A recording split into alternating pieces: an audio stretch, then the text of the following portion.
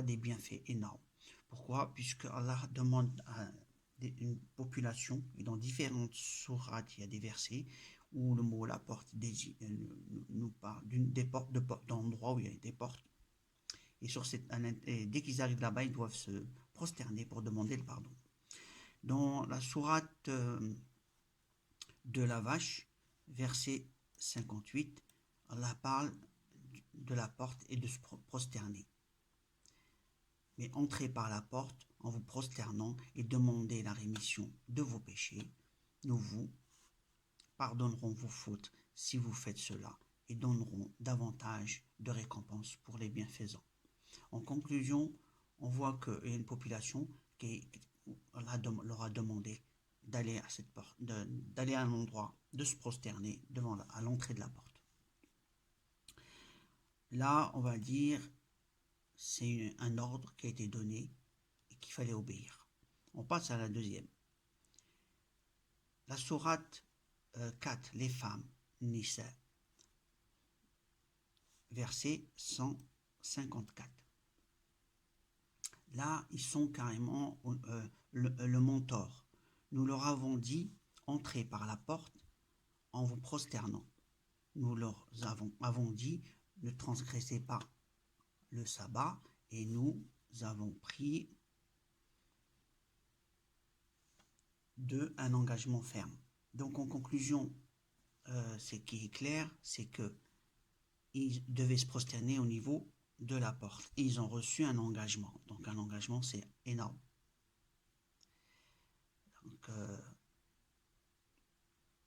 Donc c'est du sérieux. Quand on arrive devant la porte, c'est les choses, ce qui se passe, c'est sérieux. Là, ils reçoivent un engagement ferme de la part d'Allah au niveau de la montagne qui est très important. Donc il y a deux versets différents où on parle de la porte. Un, il reçoit l'engagement par rapport qu'ils ne doivent pas, donc c'est un ordre, ne pas transgresser le sabbat. Et la première, c'est chercher le pardon au niveau de ce verset-là. Un autre verset, c'est la sourate 7, les murailles, verset 161. Allah parle encore de la porte. Je ne lis pas tout le verset, c'était juste où il y a la porte, la partie qui m'intéresse. Entrez par la porte en vous prosternant. Nous vous pardonnerons vos fautes et aux bienfaisants d'entre vous, nous accorderons davantage. En deux mots, c'est clair, Allah parle encore ici de porte où ils doivent se prosterner. Et là, c'est carrément donc un autre verset. Donc plusieurs fois, Allah parle de la porte, se prosterner et chercher le pardon et avoir des récompenses pour certains ou d'autres qui leur donnent des ordres de ne pas transgresser ce qu'il leur a ordonné de faire. Qui ne voudrait pas aller vers les portes pour ceux qui croient en Dieu et aller chercher le pardon d'Allah en se prosternant? On va souvent dans les lieux sacrés comme la Mecque pour chercher le pardon. Y a-t-il d'autres portes, la question, où on peut chercher le pardon? Y a-t-il des portes à côté de chez nous? Y a-t-il des portes ailleurs? La question, je vous la pose, et je pense que je l'ai déjà donné des vidéos dessus, sur ces portes. Il y a des portes de partout. Allah ne nous a pas délaissés. On a des obligations d'aller à un endroit sacré pour chercher le pardon de tous nos péchés, mais on doit... il y a des portes un peu partout, et quand on s'approche de ces portes, on s'incline, on demande pardon à Allah. Donc, souvent ces portes, on trouve des endroits sacrés anciens, car ils connaissaient ces endroits. Ils ont construit des églises, avant ce n'était pas des mosquées, c'était des églises qui avaient, ou des synagogues ou autre chose, qui étaient leur religion dans le temps. Il y avait la Torah, il y avait d'autres livres, donc ces populations connaissaient les portes, ont construit des endroits sacrés. Et donc s'approcher de ces endroits, prier à Allah. Sinon, il y a des portes, c'est souvent des parcs, des endroits Allah a fait de sorte où c'est des endroits de repos. Il y a certains plus importants que d'autres en termes de ce que j'avais compris, mais le tout est pour un bien-être de la personne. On cherche les récompenses qu'Allah peut nous donner. Donc ça peut être la santé, la mentale ou physique, de la lumière pour nous guider. Et, et sans lumière, on ne fait rien du tout. Alors, un ordinateur, il fait quoi? Il va faire des calculs, il sera capable de gérer plein de choses.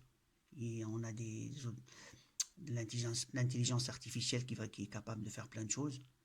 Mais c'est pas de la même intelligence que je parle. L'intelligence, celle qui nous emmène vers Allah. Celle qui la personne va chercher à s'approcher d'Allah. C'est cette lumière.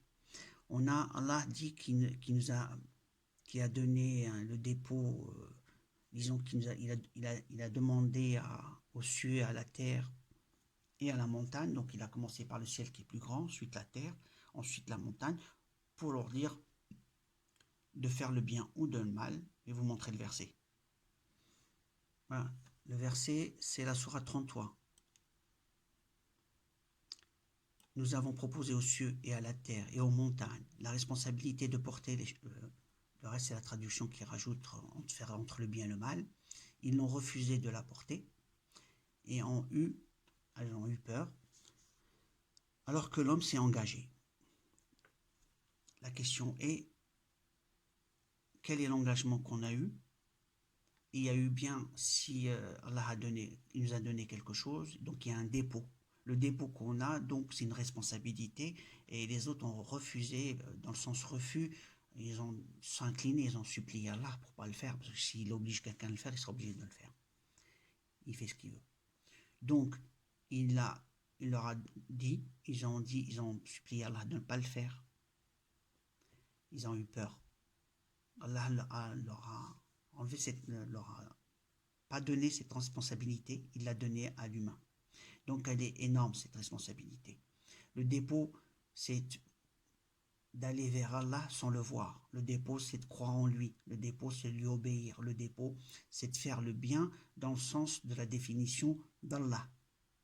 Pas dans la définition, je me réveille, je me dis c'est ça c'est bien, ça c'est pas bien. On réfléchit dans ce sens, mais Allah le connaît le bien, donc il l'a défini. Et le mal, il l'a défini. Donc, c'est cette lumière qui fait qu'on va vers le sens qu'Allah a donné. Donc, même si les gens veulent aller dans le sens faire le bien, pour pouvoir le faire, c'est pas évident. C'est justement cette différence. C'est cette lumière qui fait la différence. C'est ce que Allah nous donne pour nous guider. Et c'est pour ça que dans les prières, on dit Allah, Hadina Sirat Mustaqim, dans la Fatiha, qui veut dire mets-nous dans le droit chemin. Donc c'est Allah qui peut nous mettre dans le droit chemin. Donc le bienfait vient d'Allah et le mal vient de nous. Le mal, c'est-à-dire qu'on va faire des choses pas bien, on va mal gérer, on ne saura pas. Et on est humain, voilà, on est faible et on est ce qu'on est. Et donc Allah va dire qu'il va la proposer aux cieux, une dimension énorme, la terre qui est énorme par rapport à l'humain, la montagne énorme. Ensuite, on arrive à un petit être qui est tout fragile, qui va prendre la responsabilité. On voit la dimension et en termes de force physique, et c'est lui qui va la prendre cette responsabilité qui est énorme. Donc en termes de dimension non pas prise, c'est le corps fragile qui va prendre cette responsabilité. Et elle est énorme. Les autres, ils ont eu peur de la prendre. Bon, cette responsabilité, pour nous en sortir, il n'y a que de l'aide, le secours d'Allah, sinon on est foutu. Quelqu'un ne peut s'en sortir sans l'aide d'Allah. Il n'y a personne. Tu ne peux pas. Donc, aller vers son obéissance et le supplier pour que, à la fin, on ait son pardon